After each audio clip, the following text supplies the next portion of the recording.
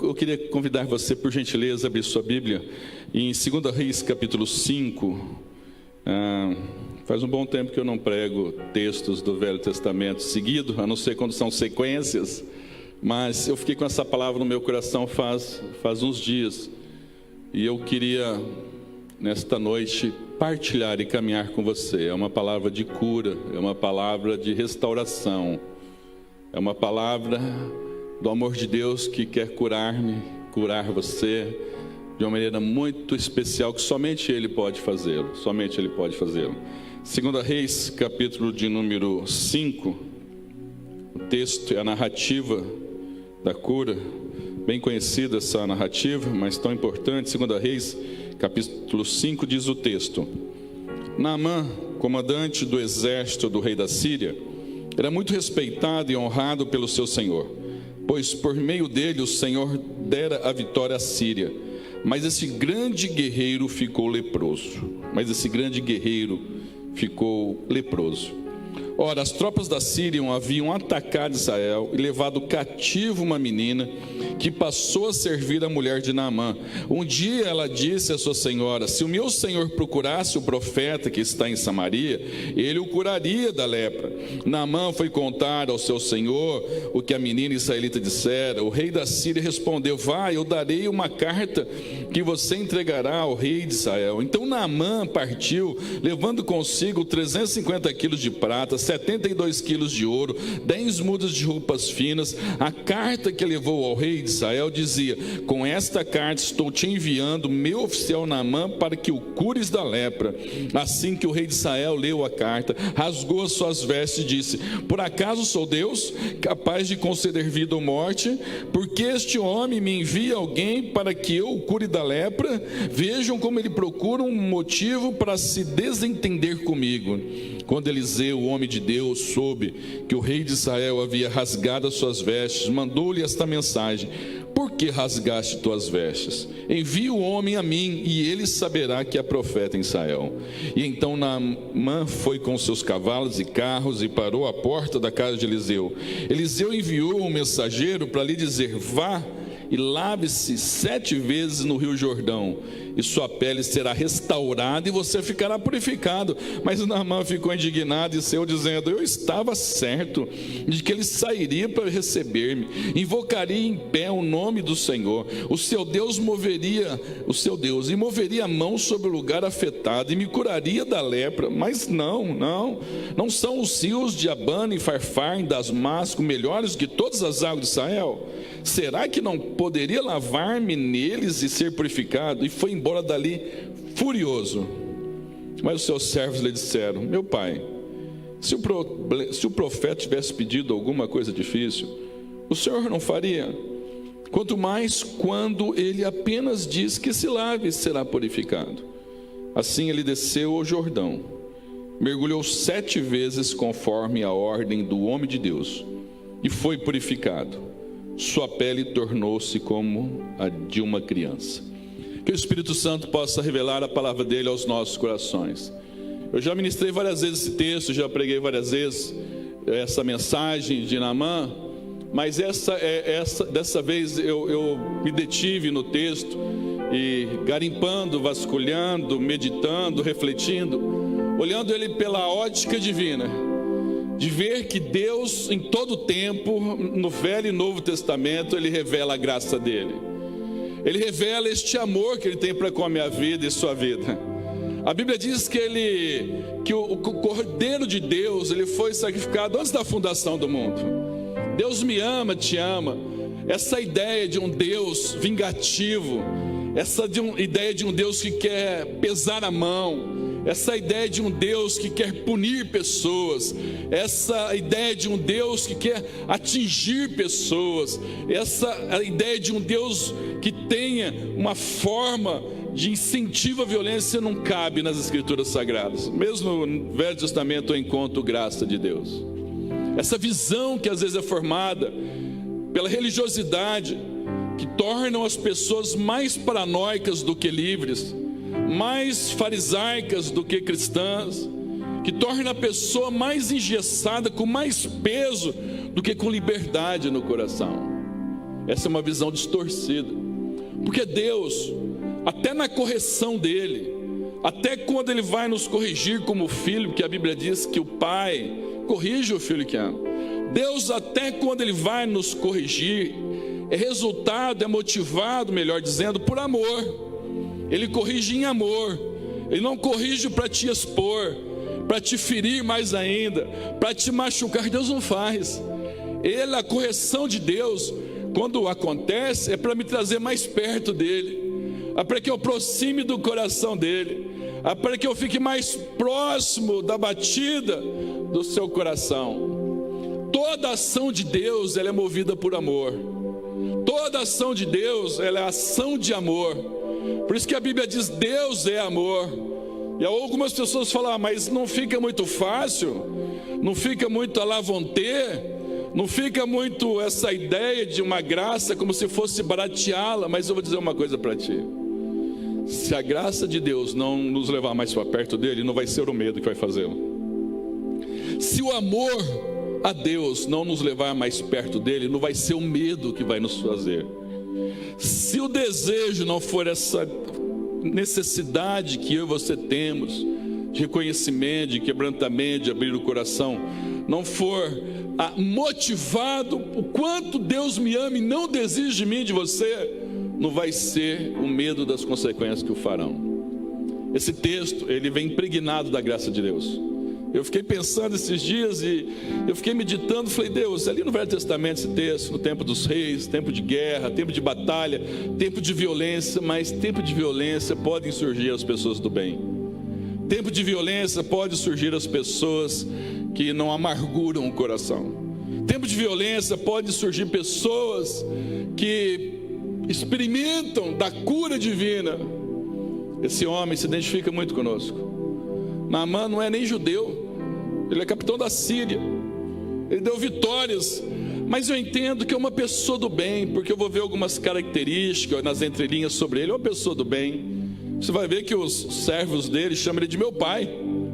Os servos dele chamam ele de meu pai. Você vai ver que não é uma pessoa que usa da autoridade ou da posição que ele foi posta para oprimir.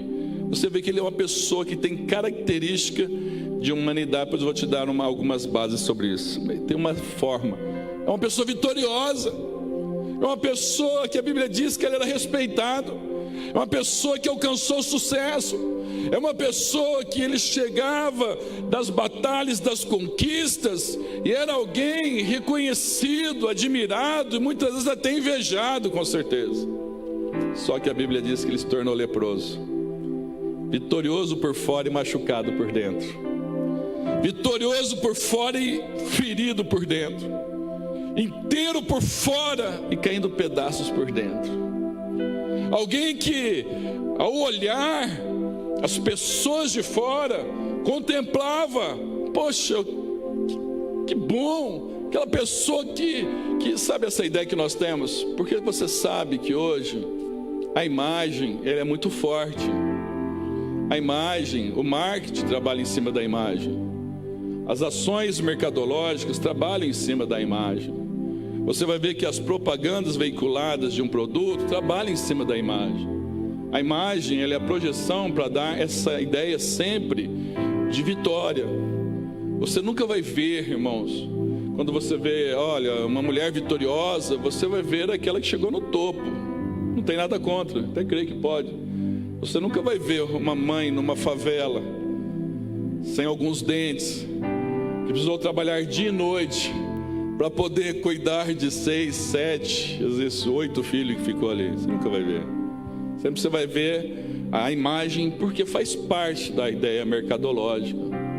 Até nós, você vai no serviço teu, é necessário. Você vai ver que eu trabalhei tanto tempo em RH, recrutamento, a seleção, dependendo da área que a pessoa vai atuar, tem alguns requisitos de vestimenta, de cuidado, do falar, do agir. A imagem, ela tem uma importância. Faz parte da vida a imagem, tem uma importância. Mas de repente eu vejo que nós temos um desafio tão grande com a imagem, que nós temos muito medo da imagem que nós projetamos para as pessoas. Nós temos muito medo do que as pessoas vão pensar a nosso respeito.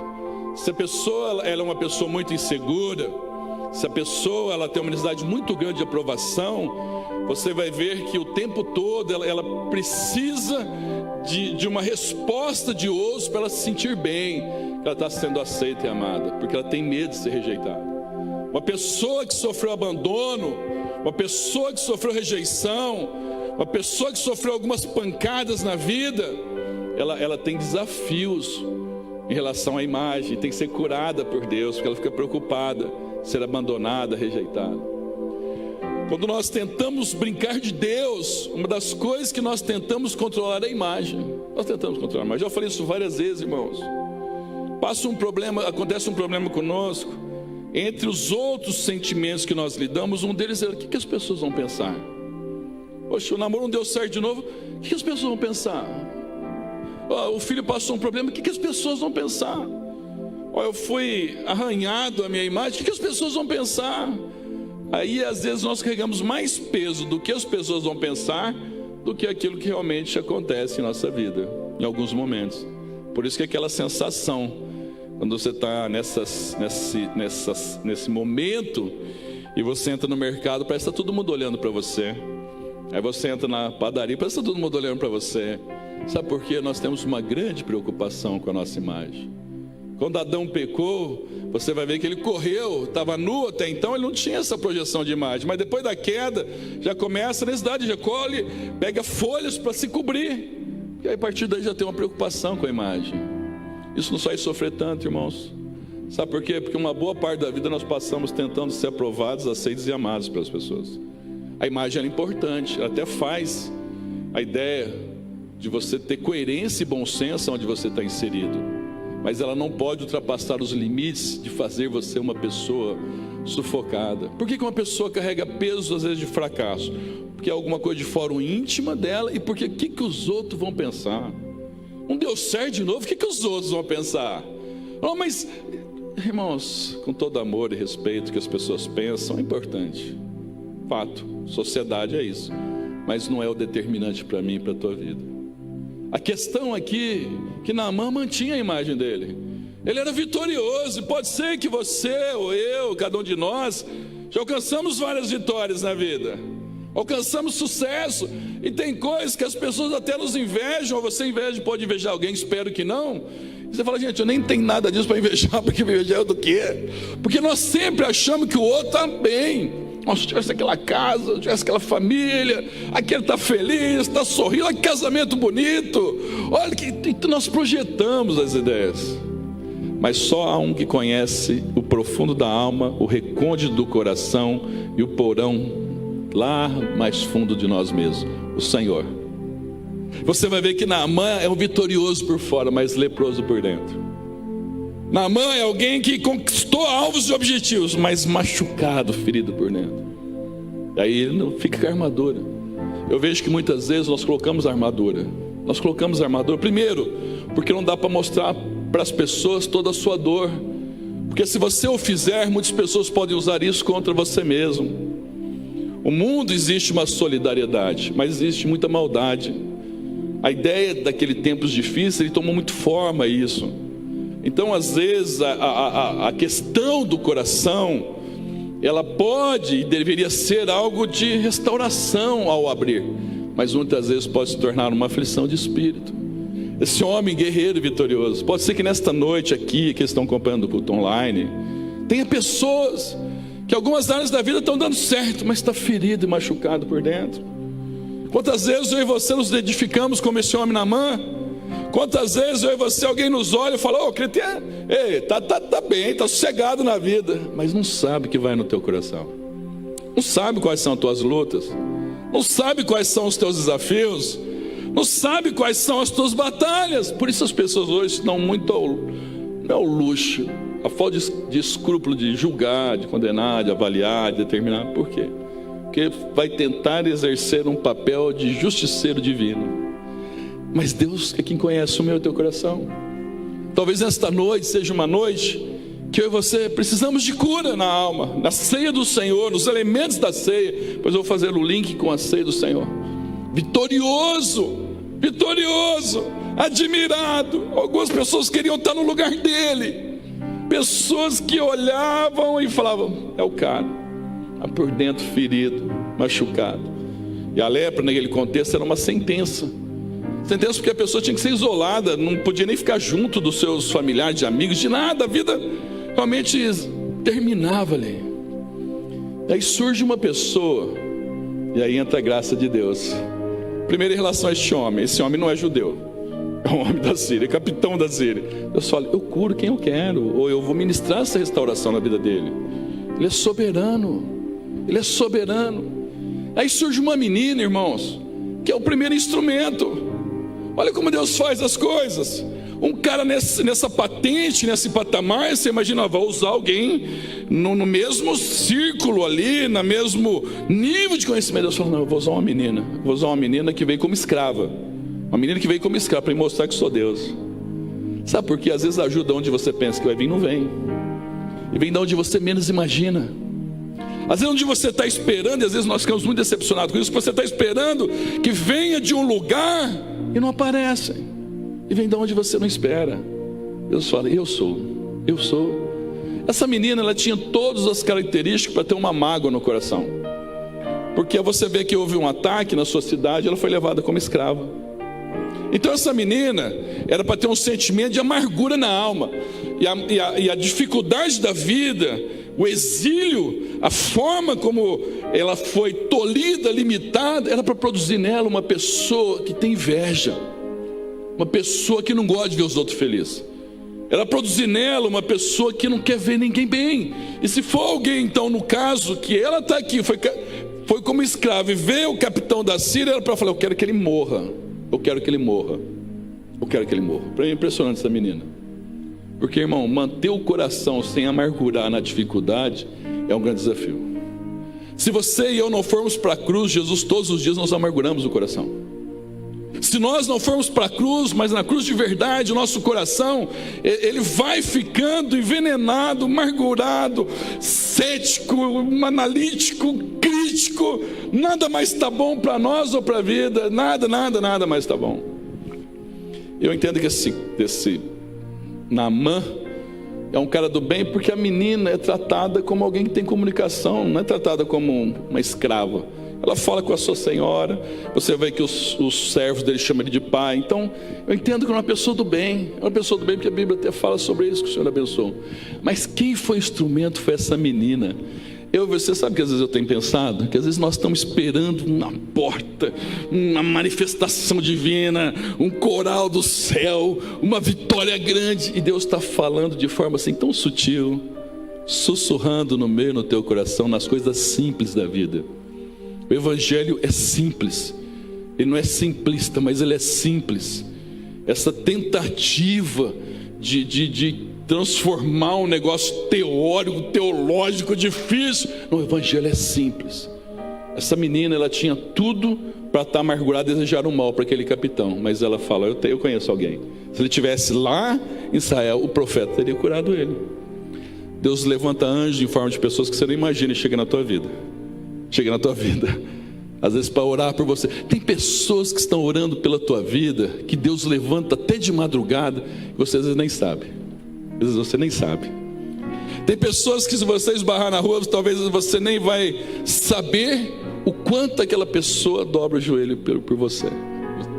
Tem pessoas que Deus coloca no teu caminho, e você está esperando que venha ajuda de um lado, e não acontece nada, e você decepciona, fica frustrado.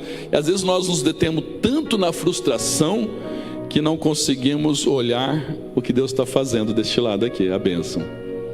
Essa menina, porque Deus usa quem Ele quer. E às vezes você fala: Deus, mas eu posso ser usado? Pode ser usado muito por Deus.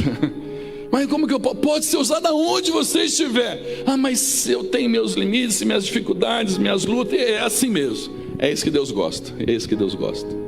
Se você fosse perfeito, você não precisava nem estar aqui. Se você fosse perfeito, você não precisava nem estar aqui nessa noite. Se você fosse uma pessoa que não reconhece, que precisa da graça de Deus, nem precisava nem estar aqui nesta noite. Aí então começa o processo. Vai até o rei acha que está tendo um pretexto para poder atingir a vida dele, para virar guerra e tal. Aí Eliseu fala: traz ele aqui, eu vou orar por ele. E aí começa o outro processo, que é de quebrantamento. Mas só qual é a parte mais difícil, irmãos? É tirar a armadura. A parte mais difícil é você abrir feridas. Geralmente nós gostamos que as pessoas vejam as partes que nós somos vitoriosos, o que deu certo na nossa vida. Nós não gostamos dos nossos fracassos, daquilo que nos envergonha, daquilo que tem tristeza. Por isso e nem deve realmente você expor a tua vida para qualquer um que chega, porque tem pessoas que têm mania de contar a vida para todo mundo. Não faz isso não faz isso. E às vezes tem coisas que nós nunca conseguimos nem falar, mas há um Deus que você pode falar, há um Deus que você pode procurar. E aí então vai lá com muito dinheiro, e vem prata, e vem ouro, e vem roupas finas. Irmão, Deus, você não compra nada de Deus. Deus é graça, é amor. Ele não despreza ninguém, Ele não abandona ninguém, não vira as costas para ninguém, Ele sustenta, Ele faz diferente. Ele faz diferente. Mesmo os momentos mais dolorosos da vida, está ali Deus segurando na mão, está ali, eu estou com você. Aí ele chega lá, aí manda o profeta, e aí está esperando que Eliseu vai fazer assim, né? Chegou o capitão da Síria, o cara, vamos fazer uma recepção, a embaixada, chama o consulado, pega um tapete, estica, fala para ele entrar aqui, coloca ele numa sala ali com ar-condicionado, já põe um suco de laranja para ele, já espera, vamos fazer um negócio legal, interessante. Porque às vezes eu vejo, o rico deve ser alcançado, o vitorioso deve ser alcançado, o próspero deve ser alcançado, a pessoa que está em evidência deve ser alcançada, mas o que se quebrou na vida é ser alcançado também. Aquele que está marginalizado pela sociedade tem que ser alcançado também. Aquele que todo mundo virou as costas deve ser alcançado também. Aquele que todo mundo começa a tratar como leproso tem que ser alcançado também. Aquele que às vezes as coisas não deram certo na vida precisa ser alcançado também. Até porque todos nós temos um pouco de Naamã. Todos nós. Não tem ninguém que não tem. Não tem ninguém. Estamos no mesmo barco. E aqui então começa essa ação. E ele fica esperando. Ele mesmo fala, eu achei que ele ia sair, ia invocar o nome de Deus. Eliseu nem saiu. Falou, dá um recado para ele. Dá um recado. Fala para ele mergulhar 7 vezes no Rio Jordão. Não é mandinga não, hein? Senão o pessoal falou, o pastor está pregando para pular 7 ondas lá, que é coisa... Não é mandinga não, por favor. Só manda um recado. Mas só que ele falou, o quê? A Bíblia fala que ele ficou furioso. Sabe por quê? Deus te ama. Ele tem a forma dele de tratar com a tua vida. Olha para mim um minutinho, por favor. Quem expõe para arrebentar a tua vida é Satanás. Qualquer ação de Deus de exposição é para curar e restaurar. Nunca ele expõe para te machucar ou tornar pior a tua vida. É para curar a tua vida. É para ministrar no teu coração. Mas como nós temos uma dificuldade, sempre nós achamos que é o outro que tem que ser mudado. Sempre nós achamos que dentro da situação é o outro que precisa ser ministrado. Sempre nós achamos que é o outro. Sempre assim, irmãos. Eu até entendo que o outro precisa ser mudado também. Eu até entendo que o outro precisa ser ministrado, mas o outro é ele e Deus. A questão é minha e Deus. Minha e Deus. Eu e Deus. Minha questão é Deus. Eu poder chegar e abrir o coração. Sabe por quê? Um dos grandes desafios hoje são os pontos cegos da nossa vida que nós não enxergamos. Todo mundo vê, nós não vemos. E se não for na graça de Deus e me ajudar, porque se eu tivesse um diálogo contínuo comigo mesmo e com luz da palavra, minha vida seria mudada mais rápido. Mas eu tenho dificuldade, nós temos dificuldade. Às vezes nós enxergamos a nossa vida, o que é para enxergar, e nós não vemos. Às vezes nós vemos o que não é para ver e não vemos aquilo que Deus quer mudar. Ele fica furioso, não vou, vai lá, você acha que eu vou? Mas Deus só está tratando, tirando dos pedestais, só está podendo ministrar, porque o evangelho é simples. O evangelho é para gente quebrantada, para gente que é pecadora mesmo, para gente que assume que precisa mesmo. Se eu chegar e falar, não preciso, não precisa. Não, se eu achar que eu sou melhor do que alguém, que eu estou em algum patamar, irmãos, isso daí é ilusão da vida. Ilusão da vida. Às vezes a gente pensa isso até tomar algumas pancadas. Aí depois que você toma algumas pancadas, você vai ver a fragilidade da vida, você vai ver o desafio da vida, você vai ver, e às vezes nós falamos em tantos velórios, em tantas situações, da futilidade da vida. Se não for Jesus e a graça dele, não tem sentido e significado. Não tem sentido e significado. Eu preciso saber que nessa questão da vida, eu não adianta eu querer ser melhor ou maior ou achar. É só você ser você mesmo que Deus cura a minha vida e cura a tua vida.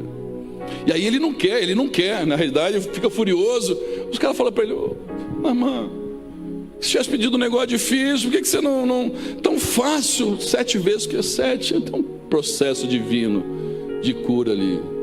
Ele falou: mas tem uns rios lá de Firefly, tem outro rio. Gente, tem rio no Caribe, no Havaí. Eu vou pegar um rio que nem é tão lindo, bonito como esse. Assim, não, faz isso. Estou curando, sabe por quê?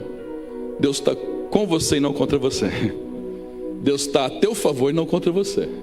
E quando Deus quer tocar uma ferida do meu coração, é diferente. Satanás, quando quer tocar uma ferida, é para destruir, para humilhar, para jogar você no chão, para você desistir, para você parar, para você achar que você é um lixo, para você achar que você é um nada, para achar que você nunca vai chegar a lugar nenhum, para achar que nunca vai dar certo na tua vida, que nunca vai acontecer.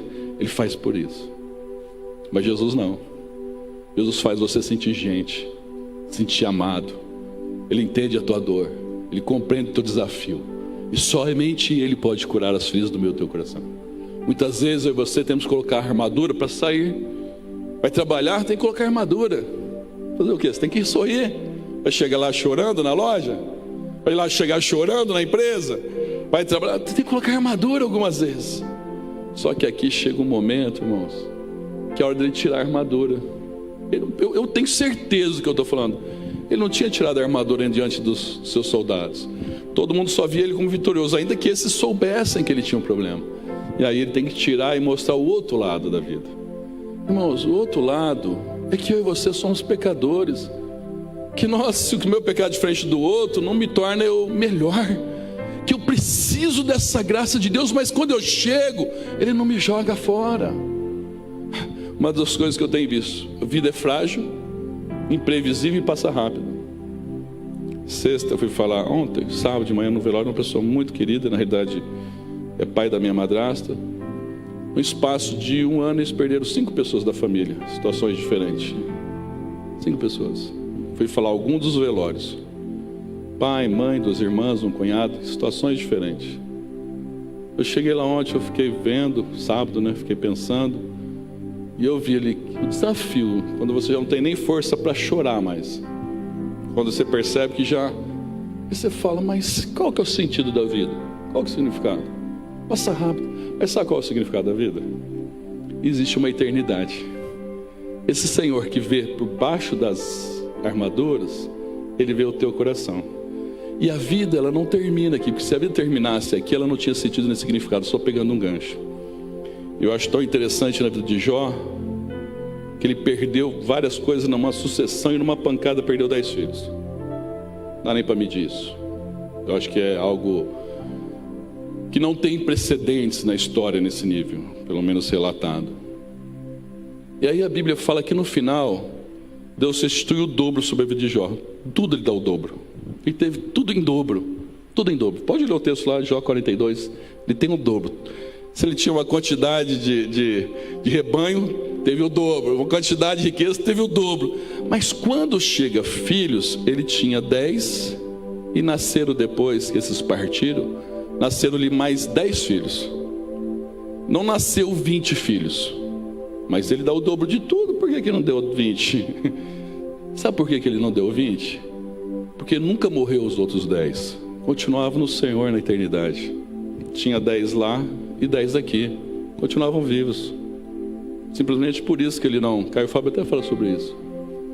Por isso que ele não deu 20 filhos. O texto fala assim: e Jó teve em dobro tudo que o Senhor lhe concedeu no final. E quando você vai lendo o texto, você fala: poxa, isso tem dobro, dobro, dobro. Aí chega nos filhos e fala: mas tinha 10 e nasceu 10, não nasceu 20. Mas sabe por quê? Porque na realidade perdeu momentaneamente de relacionamento, mas continuavam com ele os outros 10. Mas 10 daqui continuou tendo o dobro. Sabe por quê? Deus, ele olha de uma forma totalmente diferente que eu e você. Por isso, diante dele, eu posso tirar a armadura, irmãos. Eu posso ser quem eu sou de verdade. Não precisa ter restrição. Eu sou isso. E aí me impressiona esse amor de Deus. Ele sabendo quem eu sou e continua me amando. Ele, Deus, eu sou isso. Essa é a minha luta. E o ponto de cura começa: Deus, eu tô magoado com alguém. Eu estou ferido. Eu estou chateado. Eu não estou conseguindo lidar. Eu tenho essa tentação. Eu tenho essa inclinação. Mas eu venho até o Senhor.